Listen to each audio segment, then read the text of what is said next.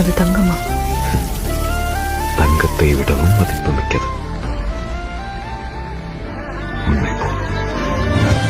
நம்ம இன்னைக்கு க்யூரிங் பற்றி பார்க்க போகிறோம்.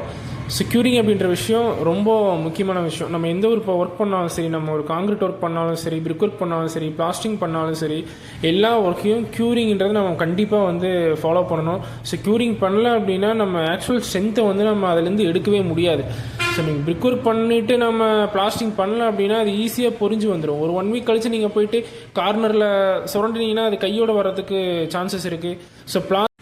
ஸோ நீங்கள் பிரிக் ஒர்க் பண்ணும்போதும் சரி, நீங்கள் பிரிக் ஒர்க் பண்ணுறதுக்கு முன்னாடி பிரிக்கை நீங்கள் கண்டிப்பாக தண்ணி ஊற்றி மாய்ஸ்சரைஸ் பண்ணிடணும். ஸோ கல் ஈரமாக இருந்தால் மட்டும்தான் நம்ம போட போகிற மார்ட்டர் வந்து பாண்டிங் கிடைக்கும். ஸோ இல்லை அப்படின்னா நம்ம கல் என்ன பண்ணோம்னா மார்ட்டரில் இருக்கிற தண்ணியை வந்து உறிஞ்சிடும்.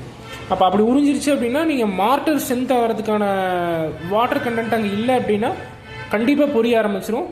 ஸோ நீங்கள் எப்போவுமே பிரிக் ஒர்க் பண்ணும்போது சரி, ஃப்ளையாஷாக இருந்தாலும் ரெட் பிரிக்காக இருந்தாலும் நீங்கள் அதை ஈரம் பண்ணிட்டு தான் யூஸ் பண்ணணும்.